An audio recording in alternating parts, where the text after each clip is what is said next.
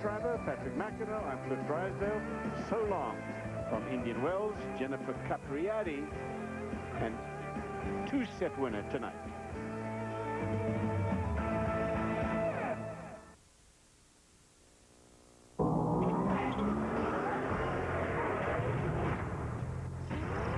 Straight up on the NBA tonight, the best forwards in the league square off as Duncan visits KG. The Lakers haven't lost to Detroit in 10 years. Would that be changing, Ben? Pacers try to pull out of their tailspin in Philly, but will Ron continue the descent? Isaiah might need to get a hold of our chest. The Celtics catch a Hornets team with no buzz whatsoever. T-Mac phone home. NBA Tonight is next.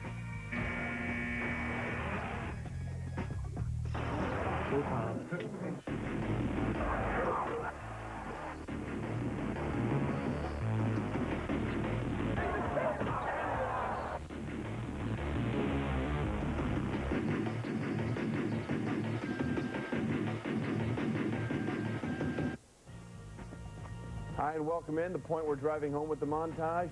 Big game. Alien versus Predator. Minneapolis. Yes, you're absolutely right. Trey Winkle along with Sean Elliott. We'll be quoting movies throughout the entire show. Here's basically the premise you need to know. The San Antonio Spurs, kings of the road. They've won 11 of their last 12, but on this night they were in Minneapolis at the Target Center where the T-Wolves had won a franchise record 17 straight. KG doing the MJ Powder thing now.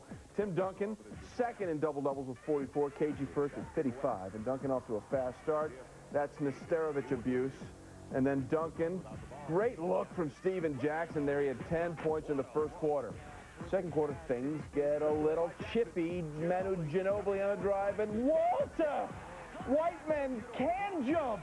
Skies with a block, and then Speedy Claxton gets a technical. Take another look, Sean. He elevated. Wally served that. Great timing. Manu Ginobili is an explosive player in the open floor. Late second quarter, KG working, double team, and he hits. He had 17 points, 13.7 assists, so that's 56 double-doubles. Third quarter, the Spurs really begin to pull away. Steven Jackson, no. Duncan, yes. 18 points, 14 boards. They build a lead of 20, but here come the Timber Pups. Troy Hudson, been doing this since he played at SIU Carbondale.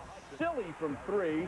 And then one more three. He had 20 points in the third quarter, 30 overall. What was a 20-point lead, down just to 4. And that's when San Antonio set it up. Hello, defense. Steven Jackson, you might want to try him. Under 40 seconds left. More Jackson steps out and hits a 3. He had 22. And the Spurs win it 111-99. The 17-game home winning streak, OVER, for Minnesota. Spurs won their 12th road game in their last 13. KG got his double-double, but shot just 6 of 19 from the field, held under 20 points for just the second time in the last 20 games. Well, you don't want to make too much of one loss at home. Eventually, you're going to lose at home after winning 17 straight, especially when you have a good team like San Antonio. But interior offense really is the difference in this game. And interior defense, and that's what separates these two teams. You look at Minnesota, they're primarily a jump shooting team, a perimeter, offensive-oriented team. The San Antonio Spurs work inside out. They're constantly going to Tim Duncan down low, and then the other guys are feeding off of them. And until Minnesota can solve that problem, and it was evident tonight that Minnesota is one player short. Granted, Troy Hudson's having a great year, but the Spurs, they have tons of weapons here. Tim Duncan, you see, helping out on the defensive end, taking Rasho Nesterovic to the hoop. Steven Jackson with a great pass there. They have several players on this team that are making big-time impacts. Ginobili, Steven Jackson, Bruce Bowen there to play defense. The emergence of Tony Parker, Malik Rose. I mean, they have a lot more weapons than the Minnesota Timberwolves. Minnesota lacking one more player. And much in the same way the Lakers are always in the heads of the Spurs, it seems like the Spurs are always in the heads of the Minnesota Timberwolves. Well, exactly. I mean, you knock them out year after year. The Minnesota Timberwolves are trying to aspire to be the Spurs. The Spurs are not trying to come down to Minnesota's level.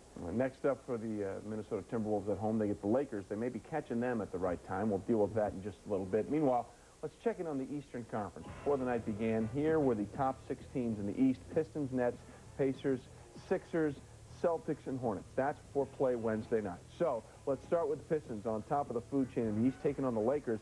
They haven't lost the Lakers to the Pistons since Kobe's rookie year. 9 wins. And then Kobe going a little nutty. 1, 2, 3-pointers right there. Kobe had an off night shooting, 9 of 23, but Kobe 14 points in the first quarter. The Lakers built a 29-18 lead after one, and then, unfortunately for LA, they decided to play the rest of the game. John Barry got hot. He had 9 points, hitting a 3 there, and then Chauncey Billups, he had 33. The Pistons led by 4 at the break into the fourth quarter, where the Lakers' defense was a lot like the Mavericks' defense, Sean. It just collapsed. Chauncey Billups went crazy. Here he goes off the glass. Then you see Billups with a tough scoop shot, just driving right down the heart of the Laker defense. Spectacular circus play. And then Billups again. Tough layup. Who's talking about Chauncey Billups not being a good draft pick? Looks like he's found a home. Part of a 10-2 run there, and then John Barry, no, but Ben Wallace comes back, and just like that, thank you, the Pistons lead 84-71. Ben had 21 boards and 10 points. Now, what happens here? Oh, this play is just ridiculous. This is a 7-footer going down the lane. Where's Shaq? He's Shaq was pushing Mark Madsen, saying, take the penalty Yeah, there. he's got to anchor defense. He's got to step up and block that. Much like that? Sort of like that's what we're talking about. Exactly. Look at the energy that the Pistons played with compared to the Lakers, and you see the results. Yeah, Pistons win at 111-88. Ben Wallace also 3 blocks. So the Lakers, again, this stretch where they have 9 of 10 on the road, they start 0-2. They lose back-to-back games for the first time since February 14th and 16th. Detroit's 9-game home losing slide against the Lakers comes to an end. Again, Shaquille O'Neal 24 and 13, Kobe Bryant 21. That's not the numbers they are normally getting for those two guys, especially if they want to win on the road. As bad as it's been for Reggie and the Pacers, 11 losses and 12. It's been that good for AI and Philly, 11 wins and 13. First quarter, Pacers up 1, and they get the steal and they're running. Al Harrington waiting for Reggie Miller, who's been cold from 3 lately. Hits the 3 there, but he only had 7 points in the game. Pacers running again. Jermaine O'Neal to Ron Artest for the flush. Artest, good. 25 points in the game. And then there'll be bad Artest later. Second quarter, Reggie Miller hits Brian Skinner leg on leg, and Reggie would limp off. Sat out most of the second half with a thigh bruise. And then, Sean, here's the bad Ron Artest. Well, after the running of the Sixers. Well, yeah, we have Eric Snow pushing the basketball, and that's the difference when you have a point guard who's concerned about running the team. He doesn't care about getting the assists. He's just trying to set people up. And here you see, again, Eric Snow leading Allen Iverson. Probably won't get the assist for that, but that's a spectacular pass. Putting it in people's hands so they can do something with it. And here now the bad Ron Artest on Eric Snow. That's an obvious flagrant foul right there. Well, he's doing his best Ray Lewis imitation. It's probably going to lead to a suspension. Later, Iverson with the steal and is fouled by Artest. Iverson 31 points, Sixers up 9. Under 10 seconds to go, the Pacers did rally. They're down 3, and just like Willis Reed, I guess, Reggie limps in. AI lets him go for a decent look that would have tied it, but he doesn't get it to drop, and the Sixers do it again, 96-93, their 12th win in their last 14. The Pacers have lost 12 of 13. Keith Van Horn, 19 points. Derek Coleman, 14 boards to help the Sixers to their 6th straight home win. And after this game, Pacers head coach Isaiah Thomas said it's Don Nelson's fault that the Pacers are struggling. Seriously.